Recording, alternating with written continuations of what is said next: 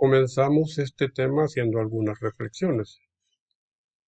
Los trastornos mentales pueden ser más frecuentes e inhabilitantes que cualquier otra enfermedad.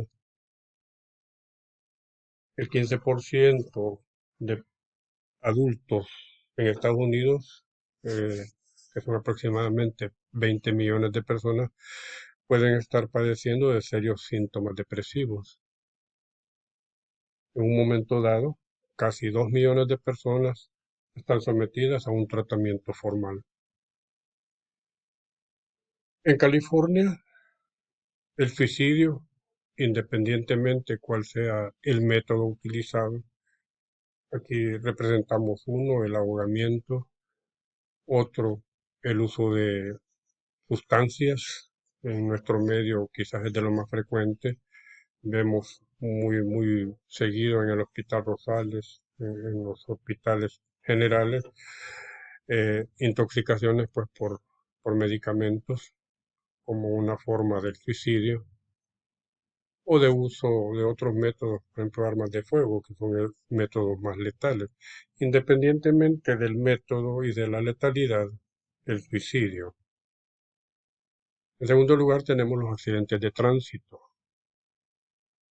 En nuestro medio, la causa ahora más frecuente de los accidentes de tránsito es la distracción, ya sea por el uso del móvil, que se ha vuelto una adicción para la mayoría, un mal día de trabajo, un mal encuentro afectivo con la familia, no importa, que ha llevado pues a un accidente de tránsito y el abuso de bebidas alcohólicas. Estas tres situaciones en California pues ocupan una elevada posición entre las 10 principales causas de muerte. En psiquiatría nosotros hablamos de enfoque terapéutico, donde se aborda las terapias biológicas, las terapias psicológicas y las terapias sociales u otro tipo de terapias. Desde los nepentos griegos que eran utilizados pues, para inducir al sueño, pasando por las mandrágoras muy traídas a cuenta por las series de Harry Potter, eso prácticamente da inicio a la farmacología. La farmacoterapia posee un lugar muy importante en el tratamiento moderno de las perturbaciones emocionales, pero no es ninguna panacea y no debe ser aplicada indiscriminadamente, imitando pues los abusos de otros tratamientos.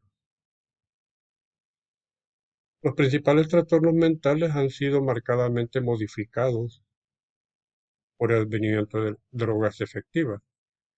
Antes de 1950, pues que no teníamos medicamentos de uso específicamente en psiquiatría, los pacientes pues estaban prácticamente condenados a una vida asilar, a una vida carcelaria, y los únicos tratamientos que se tenían en ese entonces, hasta ese entonces, era la terapia electroconvulsiva y recientemente había aparecido pues ahí en el año 1935 la psicocirugía o llamada neurocirugía de los trastornos psiquiátricos. Eso da entonces entrada a la psicofarmacología como el tema a discutir en esta ocasión. Básicamente son las generalidades de la psicofarmacología. Vamos a empezar dando algunos conceptos o definiciones. En primer lugar, droga. Una definición simple pues, es cualquier agente químico que afecta a los procesos vivientes. Acá pues estamos hablando en general, ¿verdad? No de la marihuana, no de la cocaína, no. De una droga, ya sea un fármaco, sea lo que sea, pero que es un agente químico que afecta a los procesos vivientes. La OMS pues, define lo que es droga. Toda sustancia química que introducida en el organismo por cualquier vía de administración produce una alteración del natural funcionamiento del sistema nervioso central del individuo y es, además, susceptible de crear dependencia, ya sea psicológica, física o ambas. Vamos a definir también lo que es farmacología. La farmacología pues abarca el estudio de la historia, del origen, de las propiedades físicas y químicas, las asociaciones de los fármacos, los efectos bioquímicos y fisiológicos, los mecanismos de acción, absorción, distribución, biotransformación y excreción, esto básicamente es farmacodinámica y farmacocinética, y los usos terapéuticos o no de las drogas.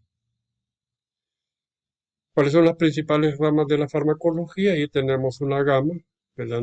No es motivo de psiquiatría hablar básicamente de todo esto, sino que vamos a hablar específicamente cuando ahondemos en lo que son específicamente los fármacos utilizados en psiquiatría, sobre la farmacodinámica, la farmacocinética, la farmacovigilancia y la terapéutica. De eso pues es en lo que nos enfocaríamos en los siguientes temas. ¿Qué es la farmacocinética? Simplemente la rama de la farmacología que estudia el paso de los fármacos a través del organismo mediante absorción, distribución, metabolismo y excreción de los fármacos.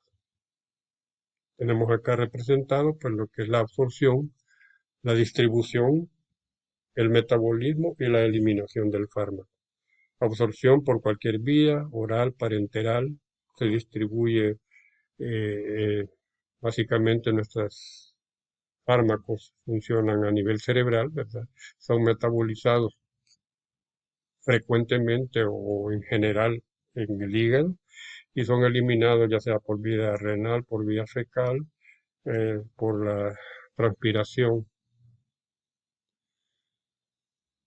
La farmacocinética, entonces, vamos a ver las vías de administración.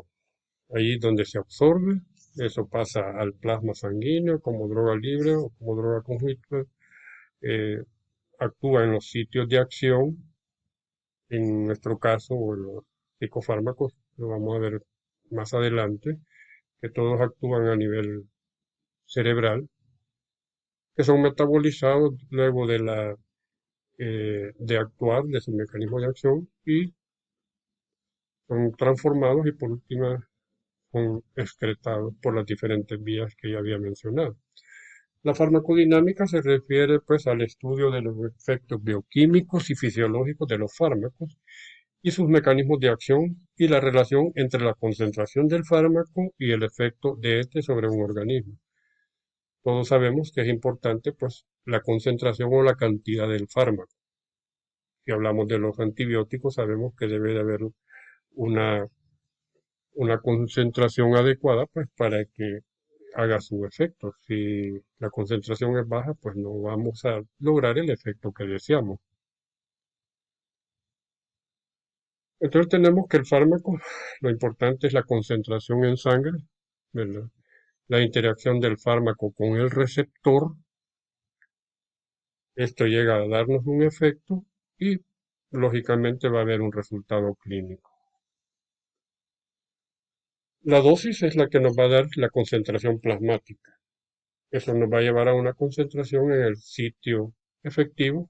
Vamos a tener la interacción de la droga con el receptor y nos lleva pues al efecto clínico. Farmacocinética, farmacodinámica. Tenemos que recordar también eh, cuando un fármaco es agonista y cuando un fármaco es antagonista, ¿verdad? El fármaco llega a, a ocupar el receptor, ya sea potenciando la sustancia química o teniendo un antagonismo competitivo. Si ocupa el lugar de la sustancia química, pues vamos a tener un incremento de la actividad celular. Si es un antagonismo competitivo, pues va a inhibir la actividad celular. Entonces tenemos en conclusión, el fármaco alcanza su sitio de acción, se une al receptor. Si lo activa es un agonista, si no lo activa es un antagonista. Si es agonista, modifica la actividad celular y si es antagonista, impide la acción. Uno tiene una actividad celular y el otro es ligando endógeno. Esto configura pues la acción que deriva un efecto. Si es el efecto buscado, entonces tenemos el efecto farmacológico. Si es un efecto no buscado, es el efecto adverso.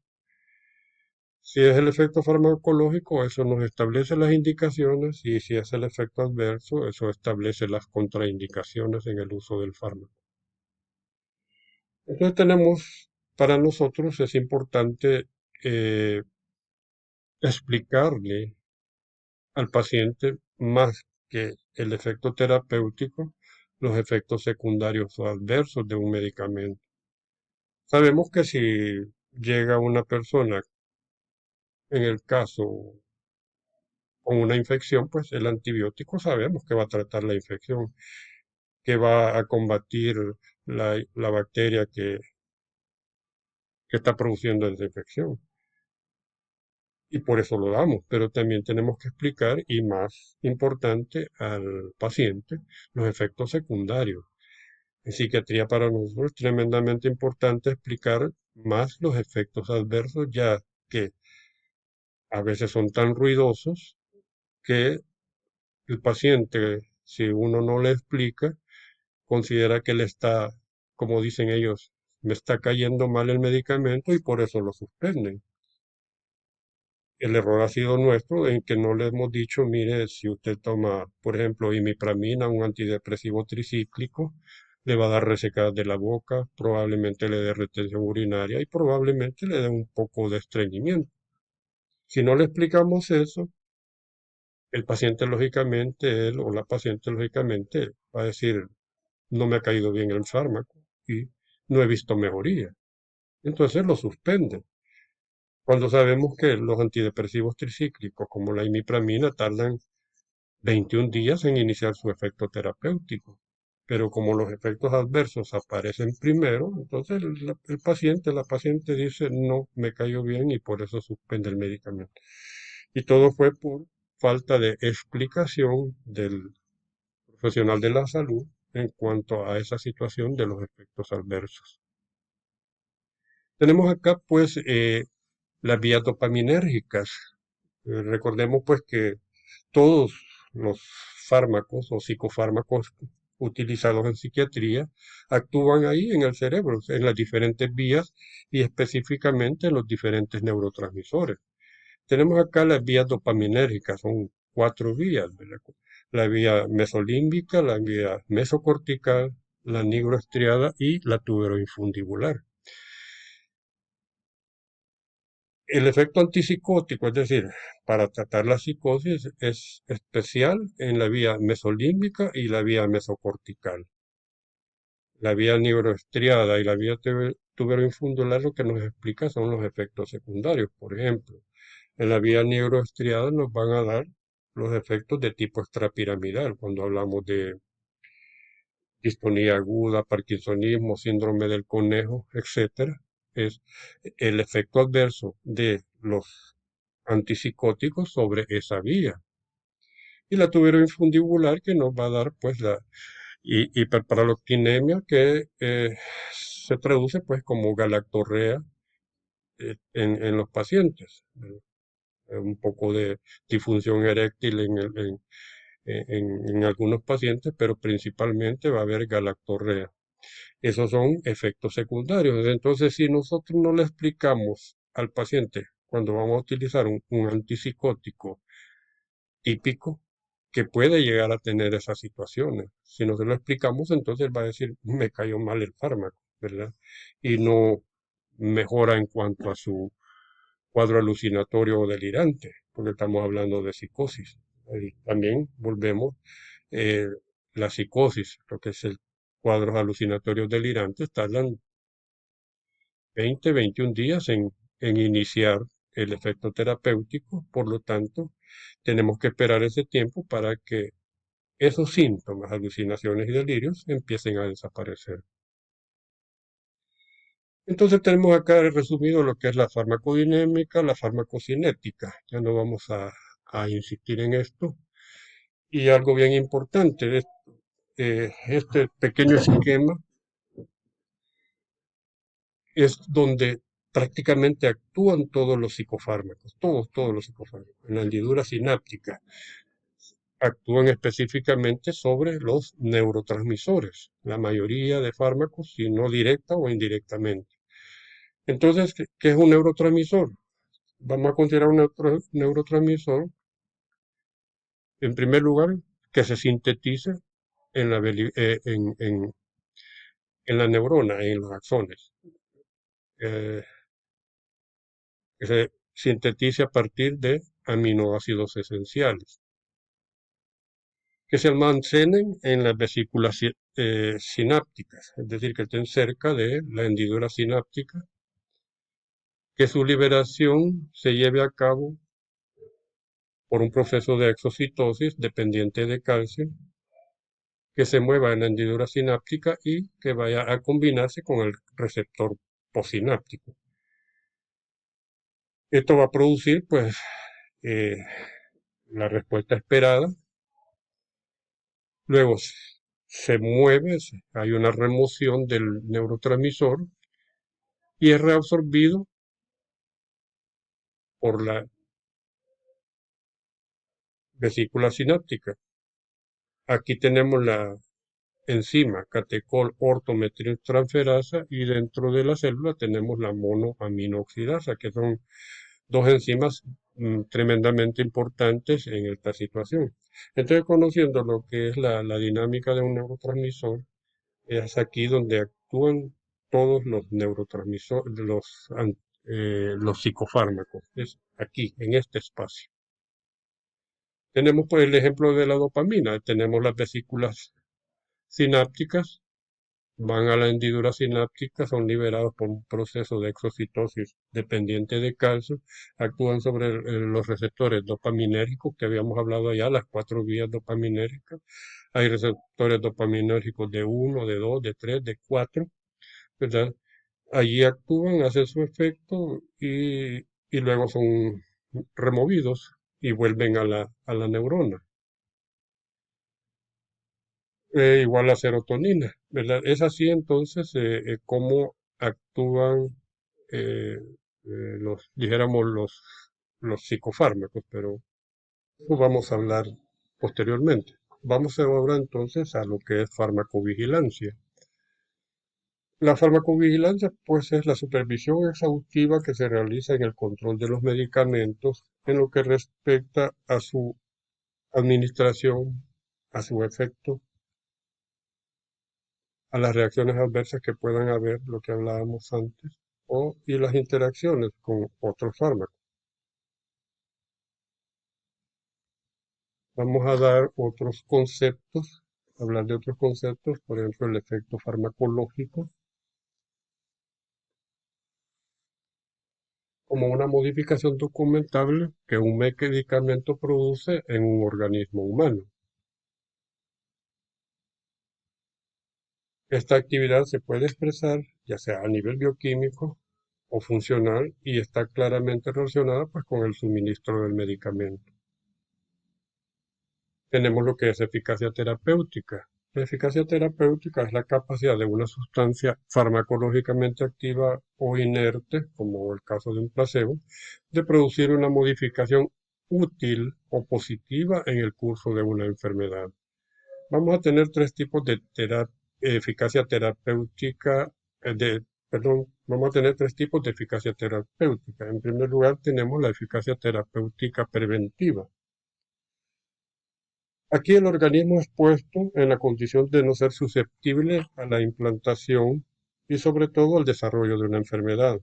El ejemplo clásico pues, de la eficacia terapéutica preventiva son las vacunas. La intervención profiláctica en psiquiatría, el ejemplo, pues tenemos la terapia con litio para disminuir la probabilidad de los episodios maníaco-depresivos. La eficacia terapéutica preventiva tiene la característica de ser probable, no cierta. Tenemos la eficacia terapéutica curativa.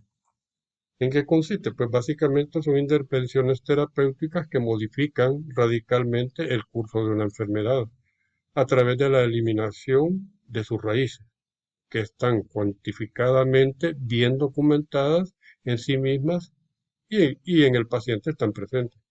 Ejemplo, pues, de eficacia terapéutica curativa, ya he hablado un poco de los antibióticos, ¿verdad? Tenemos una infección, tenemos un antibiótico específico para la bacteria que la produce, pues sí, y vamos a erradicar prácticamente la enfermedad.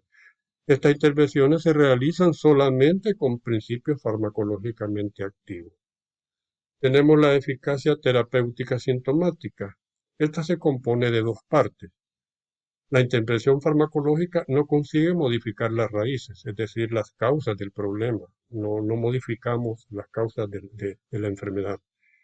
Y dos, el control de los síntomas para el paciente representa un beneficio cierto o por lo menos probable, y ciertamente más importante y seguro que los posibles riesgos. Estos riesgos, pues, los estamos refiriendo a los efectos adversos. Entonces nosotros tenemos que, a través de una balanza, medir si los beneficios que vamos a obtener utilizando estos fármacos van a tener más peso que los riesgos que vamos a correr en utilizar. La conclusión entonces, en nuestro caso, pues que los psicofármacos actúan como instrumentos terapéuticos sintomáticos. Nosotros no curamos. Definitivamente no hay cura en la mayoría de los trastornos mentales y únicamente pues lo que tratamos son los síntomas. Lógicamente nosotros ofrecemos una mejor calidad de vida a los pacientes.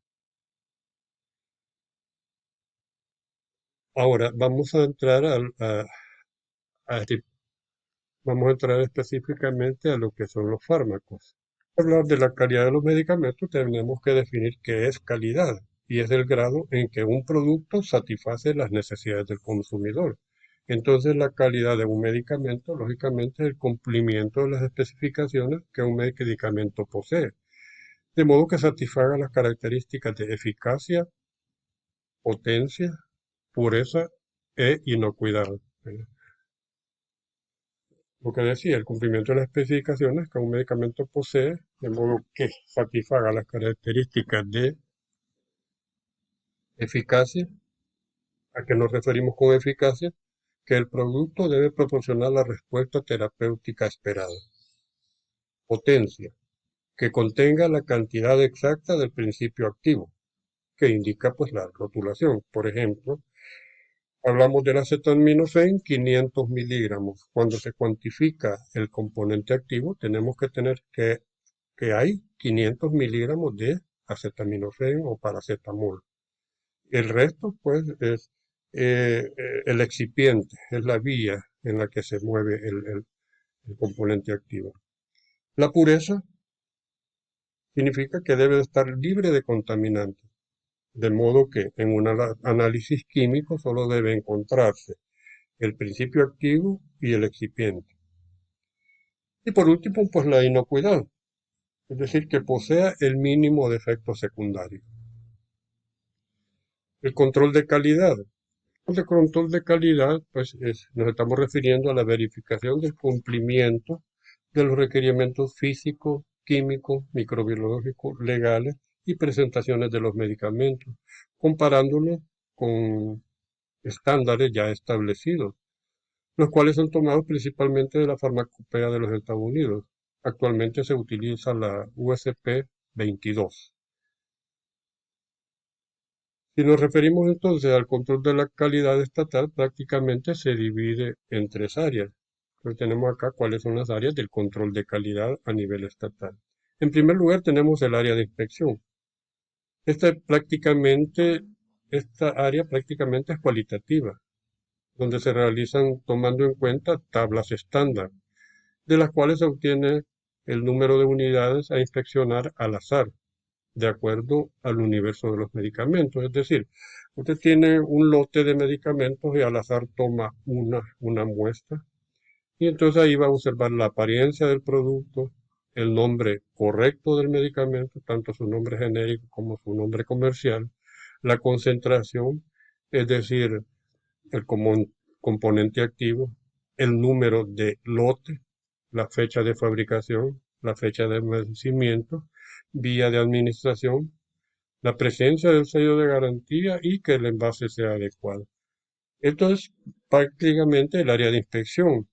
Debemos de saber pues que los colores, por ejemplo, de los frascos, en este caso ámbar, blanco, negro, como sea, tiene su razón de ser. No solo es porque al fabricante se le ocurrió metamos el acetaminofén en un frasco negro. No, no. Cada color también tiene su importancia en el caso de los fármacos. Luego tenemos el área de análisis físico-químico. Esto dependiendo de las formas farmacéuticas, generalmente se realizan por suspensiones, para tabletas, en disolución, inyectables, en jarabes, en cápsulas. ¿Qué es lo que se hace? Básicamente lo que se cuantifica es el principio activo del medicamento. Este principio activo se puede cuantificar por métodos que no son importantes para nosotros, ¿verdad? Pero para mencionar algunos, métodos titrimétricos, métodos de extracción, métodos cromatográficos, métodos espectrográficos, ¿verdad? Pero no requiere mayor importancia eso para nosotros. A nosotros básicamente nos llega el medicamento que ya pasó por las áreas de control de calidad y que cumple, pues lógicamente, todos los requisitos. La última área que tenemos, pues, es el área de análisis microbiológico, donde se persigue o se busca establecer la esterilidad y pureza del medicamento. Si un medicamento no se ajusta a las normas de calidad establecidas o a las condiciones de almacenamiento locales, lo han deteriorado, las posibles consecuencias son pérdida del efecto terapéutico, reacciones tóxicas adversas, gastos de recursos financieros limitados y pérdida de credibilidad de la atención sanitaria. Por eso es que es importante que los medicamentos se almacenen de la manera más adecuada, ya sea en cajas, en lo que sea, en las farmacias, en los dispensadores, que estén lejos de humedad, lejos de la luz solar, ¿verdad? Porque muchos medicamentos, ya sea por la humedad o por el calor, se inactivan, no importa que su fecha de vencimiento sea hasta el año 25 y no está en las condiciones adecuadas de almacenamiento, pues se pueden deteriorar y llevarnos a todas estas situaciones. Vamos entonces a hablar específicamente de la psicofarmacología. La psicofarmacología es la rama de la farmacología que estudia los psicofármacos.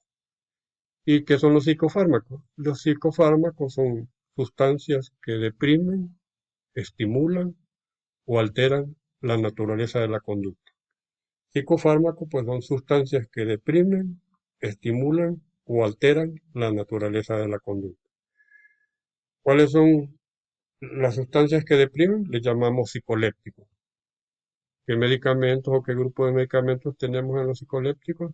Tenemos los ansiolíticos, los antipsicóticos y los moduladores del afecto. ¿Cuáles son los fármacos que estimulan la naturaleza de la conducta? Le llamamos psicoanalépticos y dentro de ellos están los timoanalépticos, que son los antidepresivos, y los psicotónicos, que es un grupo eh, que está dentro, pues las anfetaminas. Y, los, y las sustancias llamadas psicodislépticos que no tienen una función, es decir, una indicación terapéutica, porque producen distorsiones, ¿verdad? En el estado mental, como dice, alteran la naturaleza de la conducta. Acá tenemos los alucinógenos como la LSD y otras sustancias que pues, no tienen usos terapéuticos. Entonces, los psicofármacos son sustancias que deprimen, estimulan o alteran la naturaleza de la conducta. Básicamente, entonces tenemos estos grupos. acá habla de cuatro grupos, yo siempre considero que son cinco grupos. Tenemos los ansiolíticos, los antidepresivos, los moduladores del afecto, que antes le llamábamos antimaníacos, porque básicamente solo se veían en cuadros maníacos, se utilizaban en los cuadros bipolares, ¿verdad? Los antipsicóticos y un quinto, pues que son las anfetaminas o los psicotónicos. Los ansiolíticos. En 1957 se sintetizó el primer ansiolítico, el clordiazepóxido, ¿verdad? Eh, Antes se les llamaba tranquilizantes menores, ya no es un término que deba de utilizarse, ¿verdad? Es un fármaco con acción depresora del sistema nervioso central destinado a disminuir o eliminar los síntomas de la ansiedad. Los tipos de ansiolíticos, tal vez no sea importante en este momento entrar en detalle en cada uno de los grupos, solo mencionar pues que los ansiolíticos hay dos grandes grupos, los ansiolíticos propiamente dichos y los hipnóticos o inductores del sueño. Tenemos agonistas parciales de los receptores 5-hidroxitriptamina y los hipnóticos no, de tipo no benzodiazepínico como la buspirona, los barbitúricos como el fenobarbital, tiopental, antes del aparecimiento del el gran grupo de las benzodiazepinas, se ocupaba pues el fenobarbital, que es un anticonvulsivante ya en desuso en, en- en- en el área de fármacos ansiolíticos. Tenemos los antipsicóticos. El primer antipsicótico sintetizado fue la clorpromacina en 1952. ¿Verdad? Y como decía hace un momento, con el advenimiento de los psicofármacos, la expectativa del paciente psiquiátrico mejoró tremendamente, ¿verdad? Porque no habían otro tipo de terapias antes más que la terapia electroconvulsiva y la psicocirugía. Los antipsicóticos, pues en dos grandes grupos se clasifican, antipsicóticos típicos y los antipsicóticos atípicos. Estos básicamente se basan en su mecanismo de acción. Los típicos actúan específicamente en el neurotransmisor dopamina y los antipsicóticos atípicos, además de la dopamina, actúan en otros neurotransmisores. Los moduladores del afecto, antes llamados antimaníacos, tenemos el representativo, que es el carbonato de litio. Entonces se le llamaba antimaníaco porque básicamente solo era utilizado el litio. El litio específicamente se utiliza solo en el trastorno bipolar, pero luego aparecieron otros fármacos que actuaban de igual manera, como la carbamazepina, el ácido valproico, que además de ser moduladores del afecto, también tienen su efecto anticonvulsivante y algún efecto en las neuralgias, específicamente el trigémino, la carbamazepina. Entonces era, como decía, se le llamaba pues antimaníaco y ahí dice pues eficacia en el tratamiento de la fase maníaca del trastorno bipolar y en su prevención. Básicamente no es que solo actúen solo en la fase maníaca, actúan tanto previniendo la fase maníaca como la fase depresiva. Y como veíamos cuando hablábamos de la eficacia terapéutica, el ejemplo clásico de la eficacia terapéutica preventiva en psiquiatría es el uso de los moduladores del afecto en el caso de el trastorno bipolar, porque lo que hace es prevenir la siguiente fase, ya sea maníaca o depresiva, el uso del fármaco de elección, ya sea el carbonato de litio, la carbamazepina, el ácido valproico, cualquiera, hay otros que han salido, lo que hacen es prevenir la siguiente. Por ejemplo, este paciente está en una fase maníaca en este momento. Entonces yo digo con toda autoridad, este es un episodio maníaco, o fase maníaca, perdón, del trastorno bipolar. Entonces, lo trato con antipsicóticos, pero para prevenir que vaya a aparecer una fase depresiva después, inicio con el uso de moduladores del afecto y esto estaría previniendo una fase depresiva. Luego tenemos los antidepresivos. El primer antidepresivo sintetizado es la imipramina, un antidepresivo tricíclico. Luego la fenelcina, que es un IMAO, un inhibidor de la monoamina oxidasa. Y en 1987 se sintetizó la fluoxetina, que es un fármaco inhibidor en la recaptación de serotonina. Tenemos aquí la clasificación de los antidepresivos, ¿verdad? Inhibidores no selectivos de recaptación aminas, son los heterocíclicos, que pueden ser tricíclicos, secundarios, terciarios, tetracíclicos. Tenemos inhibidores selectivos de la recaptación de noradrenalina, tenemos inhibidores selectivos de la recaptación de serotonina, como la fluvoxamina, citalopram, fluoxetina, sertralina, paroxetina.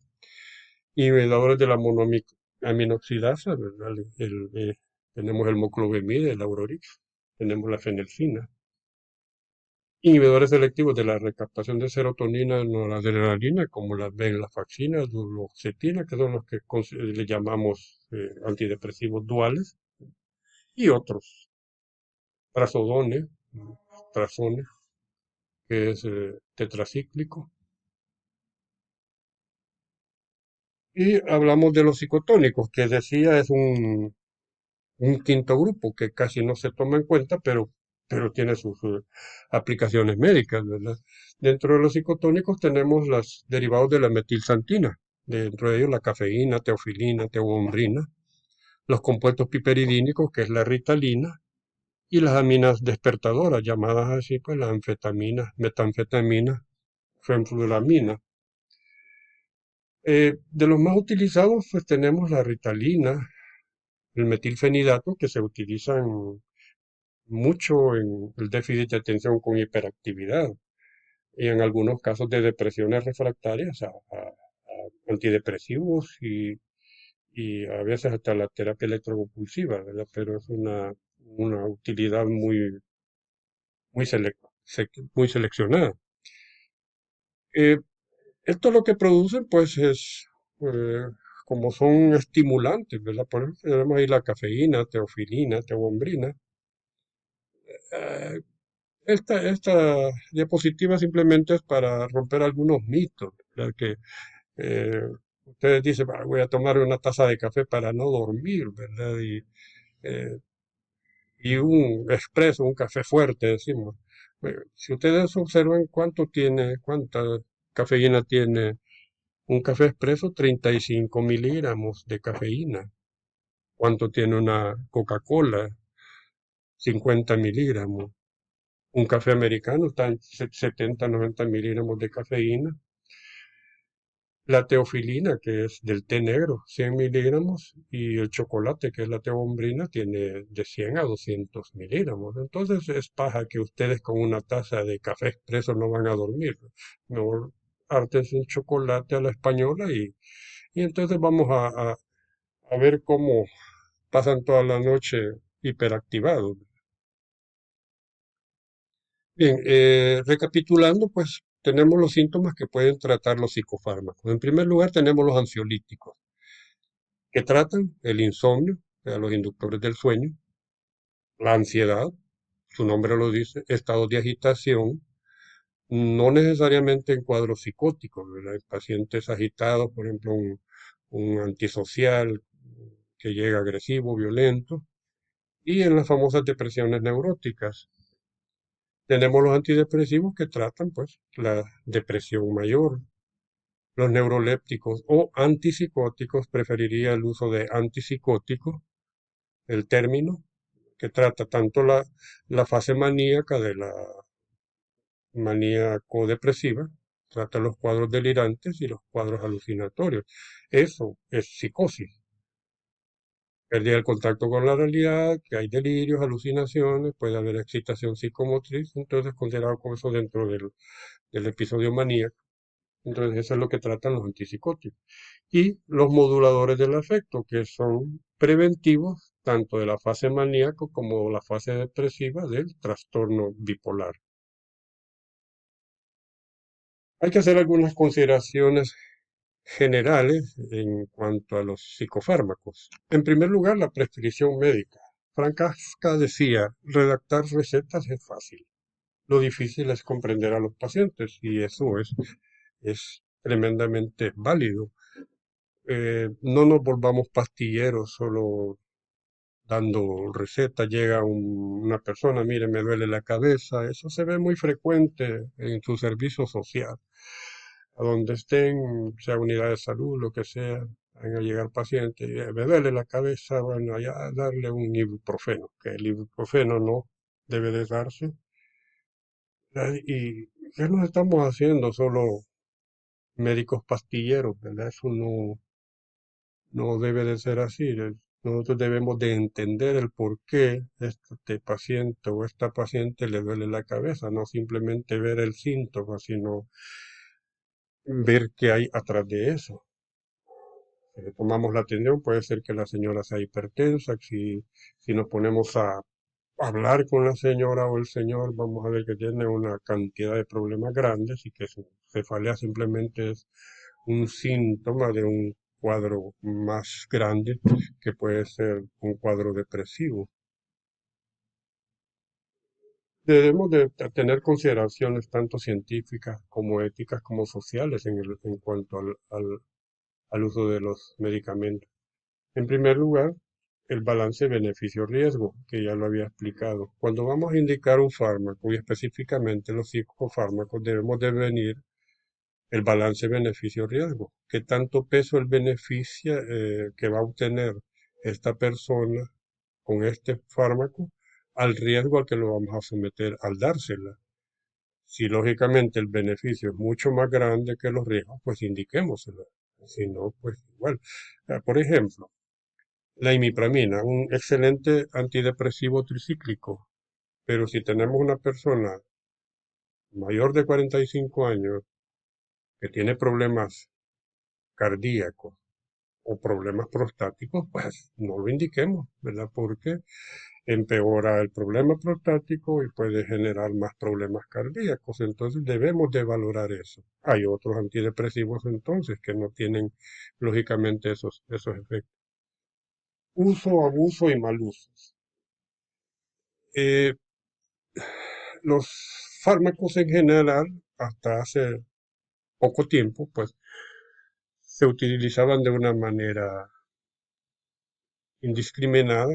El paciente va a la farmacia y le dice tengo tal cosa y el farmacéutico, que no es el regente de la farmacia, que debe de ser un químico farmacéutico, sino que es un empleado, le dice, ah, esto es bueno para usted.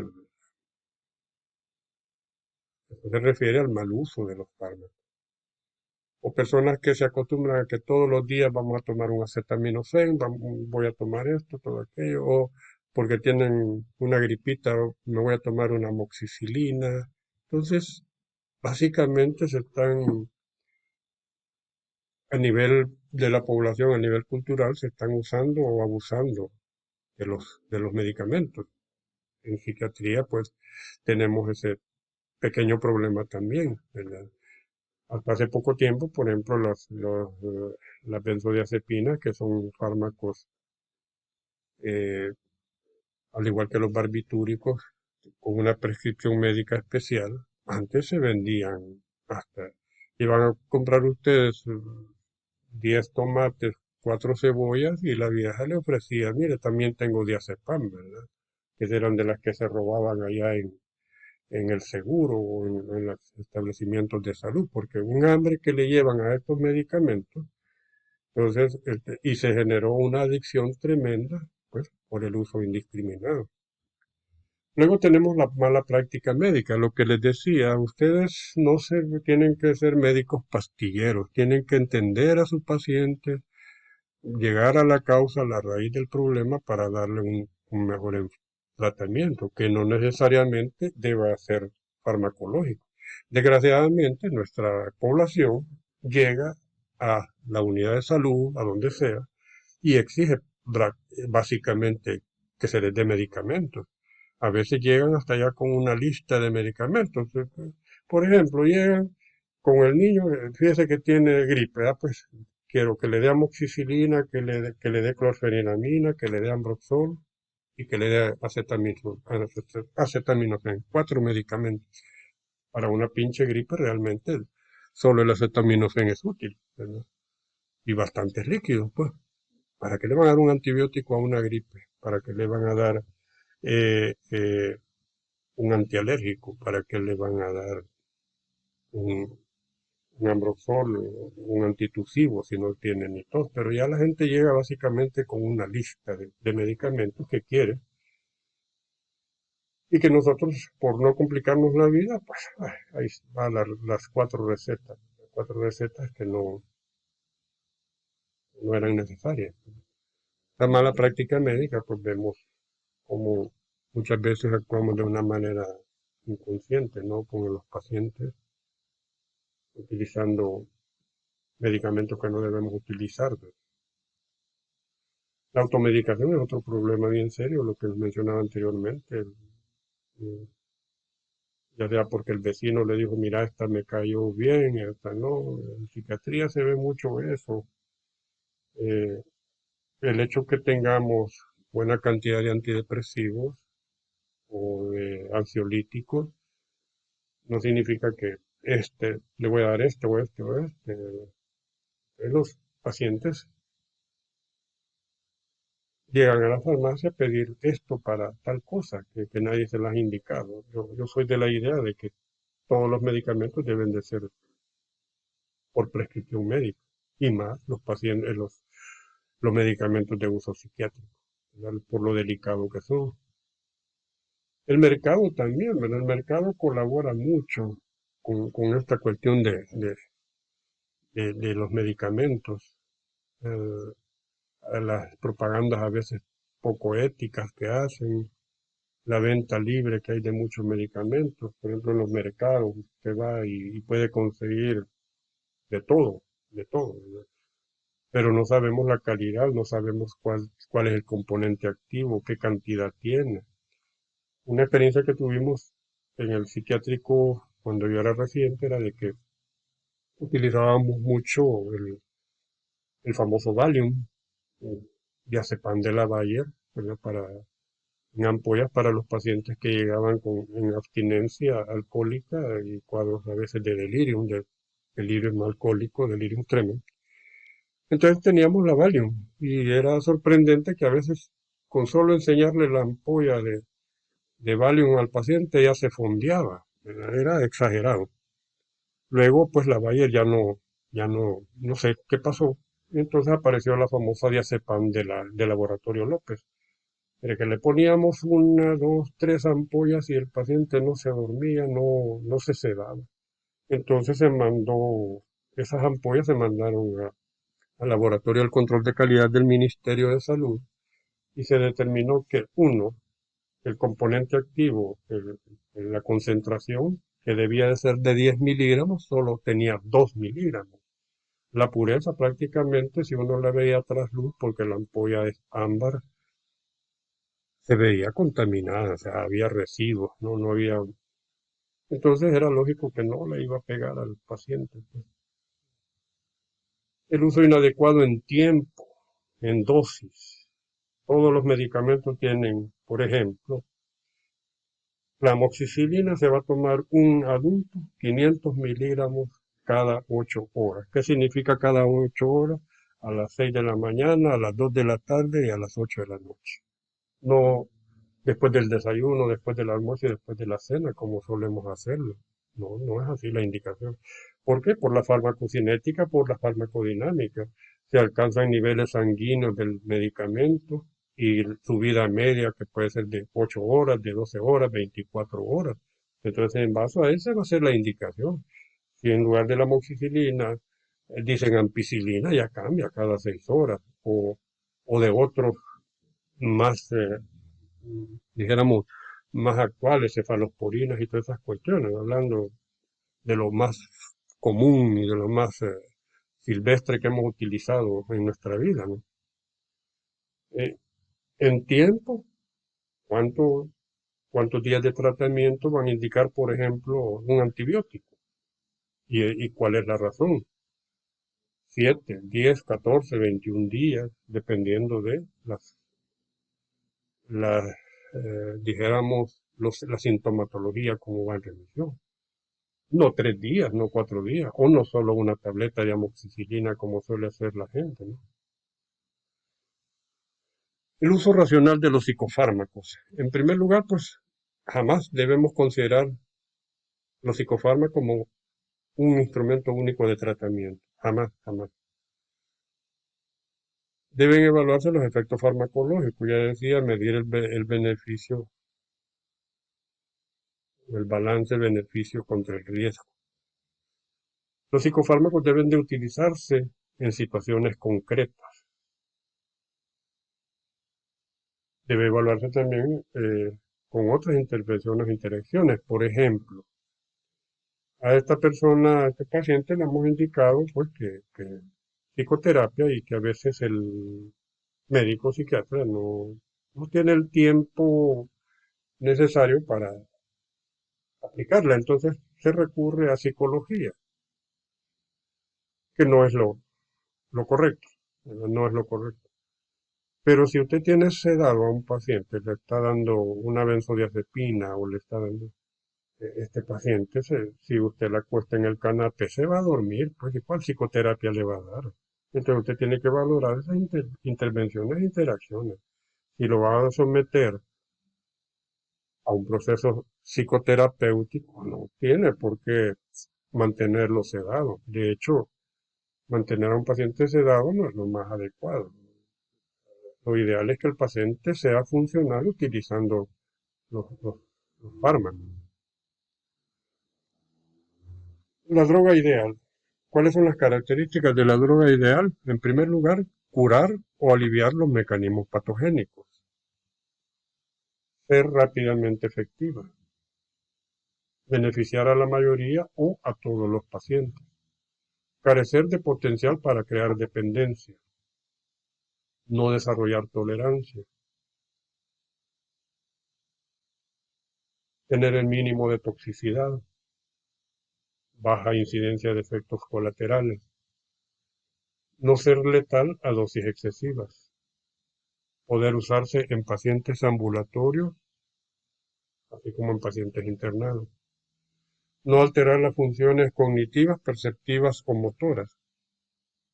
De todas estas consideraciones, los psicofármacos pues no las cumplen, ¿verdad? Pero esta última, peor todavía, pues porque nuestros psicofármacos alteran las funciones cognitivas, pueden alterar las situaciones perceptivas y las motoras, ¿verdad? Las famosas reacciones extrapiramidales. El paciente se vuelve olvidado en muchas ocasiones. Entonces se alteran. En conclusión, pues la droga ideal no existe y en psiquiatría mucho menos.